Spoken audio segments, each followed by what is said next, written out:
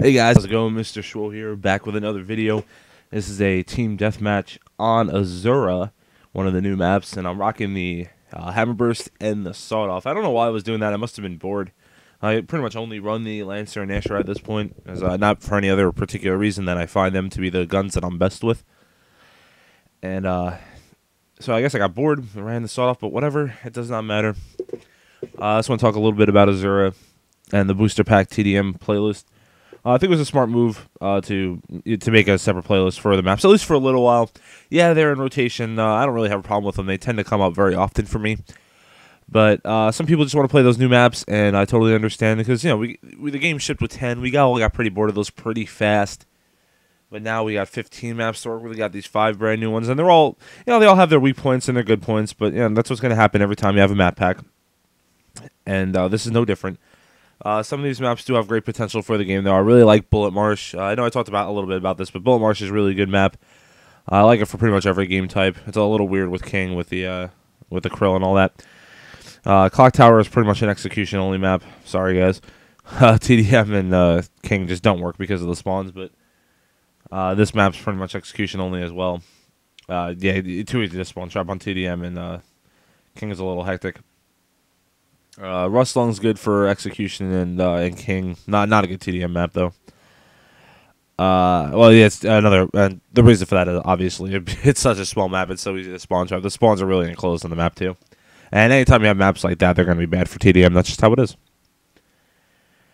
And is that all the maps? Did I miss? Oh, Blood Drive. Blood Drive is another execution only. The spawns just don't flip on Blood Drive, so you could really trap a team into their room. I mean, yeah, you can jump out the window, but it's really not enough. And King, some of the areas are just too hard to break setups, like the nade rooms and the hospitals and stuff like that. But that's what I wanna shift focus here for a second. Sorry, I woke up really late today and trying to get this coffee on. Wake up, it's just not happening. But I'm not one of these guys that comes out here and talks about my life, but I gotta say, I've had a pretty good week. I interviewed at my job. It looks like I might have an opportunity to basically double my salary and get a full-time spot. I don't know if it's obviously it's very early, no way to tell, but I know spots might be opening and I might have a chance. So that would be really, really great for me. I could do a lot more things for the channel. I can get better equipment. I could get a new computer because this is really not a good computer for this. Believe it or not. I mean, I get a lot of videos up and stuff, but like. This thing is like a couple years old. It doesn't even have Windows 7. Video card sucks. So like rendering a video like this will probably take me like 4 or 5 hours, and that's just terrible. But hopefully that will work out well. And also, I know I told you guys in the tournament we had we actually had a pretty good team. We had Team High Caliber, which was Fallout's team.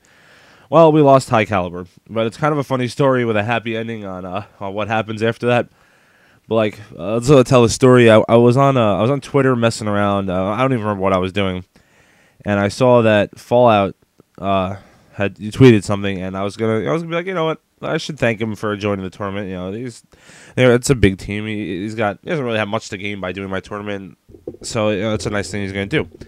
So I go to I send him the thank you and all that. And then I'm looking through his tweets, and I saw like his team broke up, and I was like, oh no. I'm like, oh, I guess, I saw you joined up with MBN, with High Distortion Prospect, and Nick Merckx, formerly of the Insanes.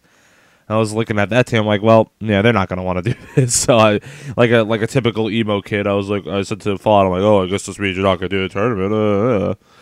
And he gets back to me, he's like, oh, could we still do it? And I'm like, well, I have you listed as the captain. I've let other captains make roster changes, so sure, why not? So we now have Murder by Numbers in the tournament, consisting of Fallout, Nick Merckx, High Distortion, and Prospect. Sorry, man. It's hard to keep up with this. I'm trying. All these roster changes, it's not easy, but man, that is a really big deal. And Fallout had a lot of nice things to say about me on the Epic forums, which was really cool of him to do. He didn't have to do that. And honestly, I mean, I'm spending money on the tournament and all that. And I know some people are probably like, oh, why are you doing that? But like, I can't really take credit for it because I'm doing it for selfish reasons. And what I mean by that is I just like to watch competitive Gears. I know that's kind of weird maybe for some of you out there, but I'd rather watch like a good Gears match than like Game 7 of the World Series, and that's just how I am. I love I love playing Gears competitively. I love watching Gears competitively. Pretty much anything involving Gears will draw me in, and especially these days, the competitive aspect. I find it to be so interesting, particularly on Gears, because the game's a little slower, and you take a lot of damage, and there's just so much that goes into every single move can be broken down, and like, what did this guy do wrong? What did he do right? What did he need to do next time? There's just so much that goes into it, and I think that it'll even get better with the with the addition of TDM and King of the Hill. I know not everyone's really into that competitively, but it's just another thing to work on, another way to separate skill and veterans and all that.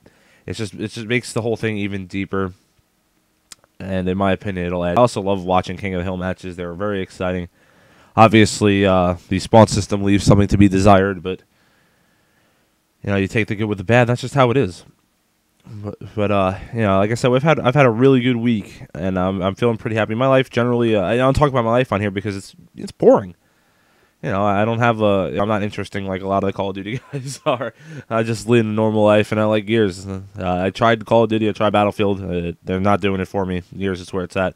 Unfortunately, I saw Gears fell to 8th place the most played on live. So we have a small community, but you know what? We definitely have the best, because you know what? If you're someone like me who's basically a nobody in this community, and you can just wake up one day and go, you know what? I'm going to host a tournament. This is the only game where you could do that and get backing from the developer, because Flack from the forums, she said she wanted to they're going to throw down more prizes, and then get backing from the MLG community, or at least certain members of it. And you're not going to do that in Call of Duty, and you're probably not going to do that in Halo, at least not to my knowledge.